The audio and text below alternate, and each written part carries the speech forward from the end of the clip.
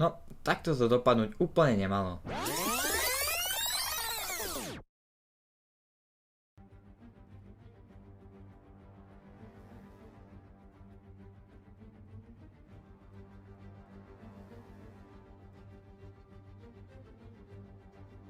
Vítame vás v našom projekte FPV RC Formula.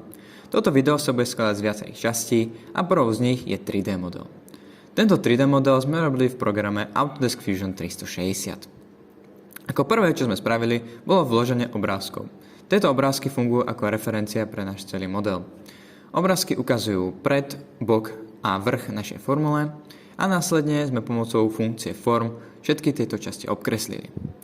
Keď sme mali všetko namodelené, tak pomocou funkcie Finish Form sme model dostali do solid stavu.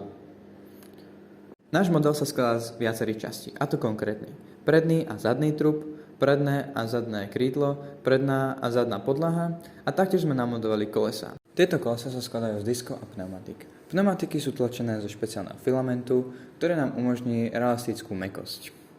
V tejto časti videa si ukážem, ako naša forma funguje, aké má funkcie a aké systémy obsahuje.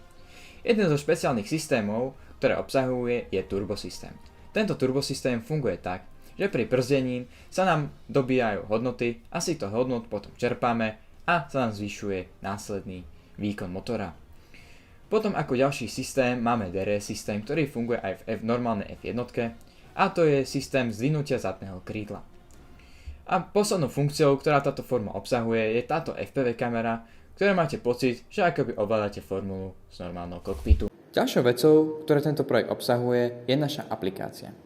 Táto aplikácia sa skladá z úvodného menu. V tomto menu môžeme vidieť štart, nastavenie ovládača, manuál a koniec.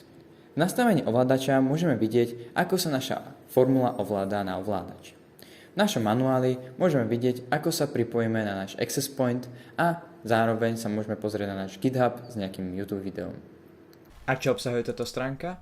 No, obsahuje telemetriu našej formule, čo znamená hodnoty plynu, brzdy a otáčania a taktiež stavy našich systémov ako je turbo, DRS. Táto malá stránka žije na ESP01, ktorá je súčasťou formule. To znamená, že je pripojená sériovou komunikáciou ku Arduino Mega.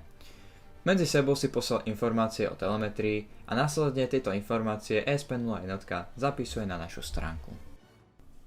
A ako posledné, čo sme spravili, je tento GitHub, ktorý môžete vidieť na obrazovke. Je to QR kód k našemu GitHubu, čiže stačí to naskenovať a máte hneď prístupné. Tak a dostali sme sa na samotný záver obhajoby našej formule. Dúfam, že sa vám video páčilo a prajem krásny zvyšok dňa.